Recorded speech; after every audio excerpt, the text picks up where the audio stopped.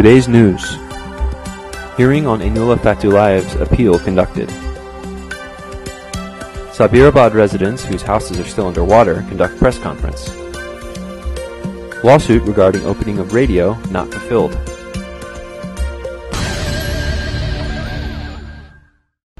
On the 26th of August, in the Baku Appellate Court, under the chairmanship of Judge Mirpasha Huseynov, a preliminary hearing was conducted on the appeal against the decision that was adopted by Garadag District Court on the 6th of July 2010 regarding editor-in-chief of Realny Azerbaijan and Gündelik Azerbaijan newspapers, Ainullah Fatullayev.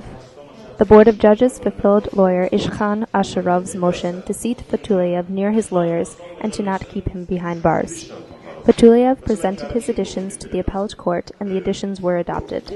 Fatullayev said that he wanted to be familiarized with protocol of the hearings on the criminal case against him in the Garadag District Court. However, the court did not offer assistance. For this reason, he filed a motion to allocate time to familiarize himself with protocol and to immediately send changes to be made in protocol to the court. The Board of Judges, under the chairmanship of Mirpasha Huseynov, Jamal Ramazanov, and Sahib Khan Huseynov, fulfilled the motion and allowed Fatullayev until the 1st of September to familiarize himself with the protocol. Then, Fatullayev said that abusive and slanderous articles regarding him were recently published in different forms of mass media.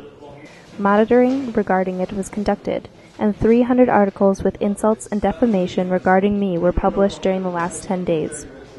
I believe that the Azerbaijan Authority and President Ilham Aliyev stands behind all of them. Their aim is not to release me. They know that if I am released, I will show Azerbaijan what independent media is and join the socio-political process, said Fatullayev. He added that he wants to announce his candidacy in the parliamentary elections. However, he is denied his identification card. Judge Mirpasha Huseynov said that these issues are not related to the appeal. He said that a preliminary hearing remains scheduled for September 2nd at 10:30 a.m.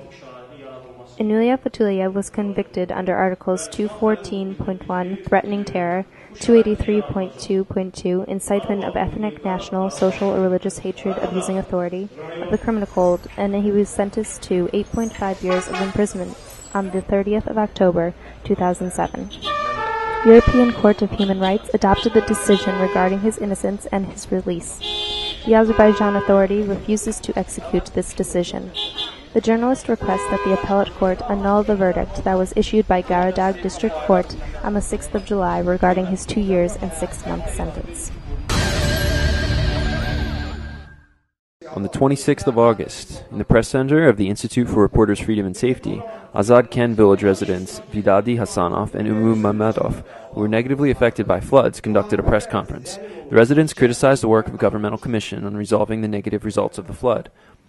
According to Vidadi Hasanov, his family, which consists of 10 people, is in a hopeless situation. My house and all my things remained underwater during the flood in May. My garden and agriculture fields still remain underwater. The winter is coming, but my house has not yet been rebuilt for my family, nor have I received compensation, said Vidadi. Hasanov said that the houses are being built for people whose houses were not underwater in the Azakan village.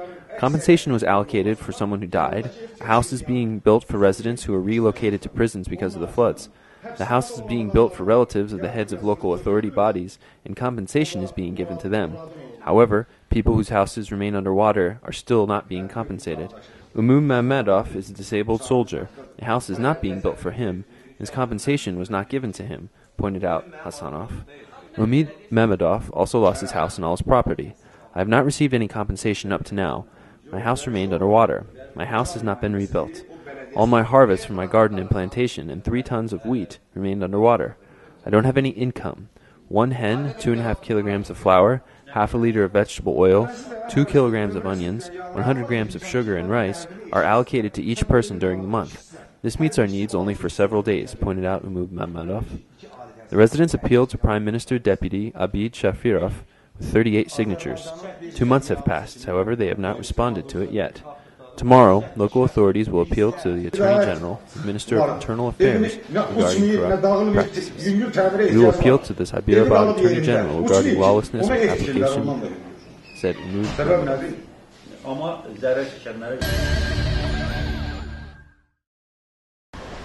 Lawsuit regarding opening of radio not fulfilled.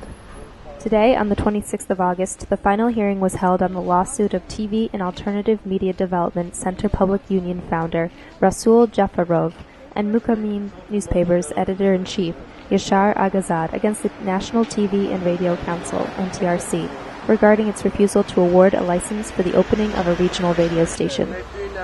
The judge announced that motions were filed by TV and Alternative Media Development Center Public Union founder Jafarov and Mukamin newspaper's editor-in-chief Agazad were not fulfilled. The plaintiffs filed a motion to send an information inquiry to the Constitutional Court to comment on Article 16 of the law on TV and radio broadcasting. Each side made their closing arguments, since there were not any other motions. Jafarov and Agazad said that their lawsuits were completely justified. The NTRC refused to award a license, and this case will be resolved in European court in their favor. NTRC representative Togruo Mamadov said that the lawsuit is unfounded, they have the right to award licenses, and he requested that the judge not fulfill the lawsuit. The judge announced his decision to not fulfill the lawsuit after a long deliberation. Plaintiffs told IRFS that they will appeal the decision.